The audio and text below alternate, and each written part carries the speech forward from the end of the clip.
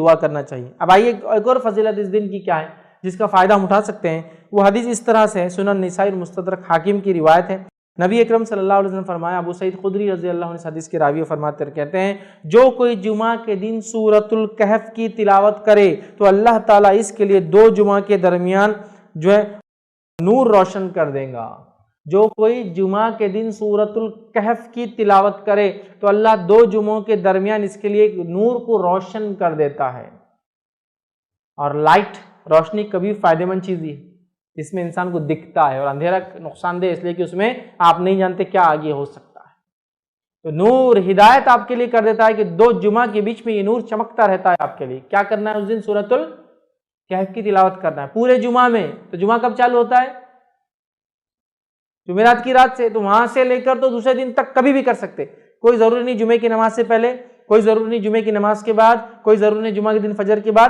آپ مغرب کے بعد سے لے کر جمعرات تھرسڈے گزر گیا، مغرب ہو گئی، وہاں سے لے کر سیکنڈ ڈے تک کر سکتے ہیں۔ ایک ساتھ بیٹھ کے کیجئے، یا ایک ساتھ نہیں ہو سکتے کسی وجہ سے تو توڑ کے کیجئے، انشاءاللہ کوئی مسئلہ نہیں کہ بھائی کچھ شروع کر دیا، پھر بیچ میں ٹائم آ گیا، نماز وغیرہ جا کے آئے، پھر آپ کا کنٹینیو کر لیا، اور ماشاءاللہ ایک ہاف این آور ہارڈلی زیادہ سے زیادہ ختم ہو گیا آپ کا سورۃ الکہف۔ ضرور پڑھے۔ اور سورۃ الکہف جب سب سے افضل اور سب سے عظیم دن میں پڑھنے کا حکم دیا جا رہا ہے تو میں آپ سے یہ کہوں گا سورۃ الکہف کی تفسیر پر بھی ذرا غور کرے کہ کیا وہ سندیش، کیا میسج اور کیا پیغام ہے سورت کے اندر کی سب سے عظیم اور سب سے افضل دن اس کو پڑھنے کا حکم دیا جا رہا ہے۔ جب آپ اس کو پڑھیں گے تو بہت ساری باتیں آپ کو پتہ چلیں گی۔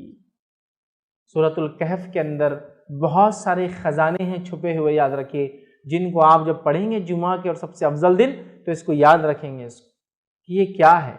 اس کی پہلی 10 آیتوں کی صرف فضیلت یہ ہے اس سورۃ الکہف کی کہ جو اس کو تلاوت کرتا ہے کس سے محفوظ رہیں گا؟ دجال کے فتنے سے محفوظ رہیں گا۔ اور دجال کا فتنہ کیا ہے؟ صرف ایک روایت رکھتا ہوں اس تعلق سے کہ اللہ کے رسول صلی اللہ علیہ وسلم فرماتے ہیں نوح علیہ السلام سے لے کر تمام انبیاءوں نے مجھ سے پہلے تک، مطلب آپ صلی اللہ علیہ وسلم پہلے تک دجال کے فتنے سے اپنی قوم کو ڈرایا ہے۔ نوح علیہ السلام پہلے رسول انسانی طرف بھیجے گئے، ان سے لے کر تمام انبیاءوں نے کس سے ڈرایا اپنی قوم کو؟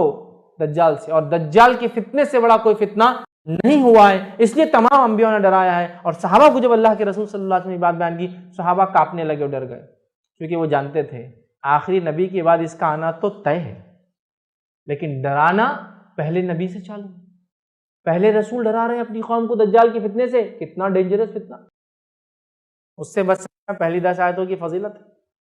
کچھ نہ کچھ تو پیغام ہے ان 10 آیتوں میں، کھولیے اس پیغام کو، جائیے اس کی تفسیر اور اس کی گہرائیوں میں، پھر پتہ چلے گا کیا اسٹرانگ میسج اللہ دے رہا ہے، کیا سگنلز پاس کیے جا رہے روز قیامت جو سب سے بڑا فتنہ آنے والا ہے اس سے بچنا ہے۔ تو یہ ہے میرے طرف سے پیغام اور ہدایت۔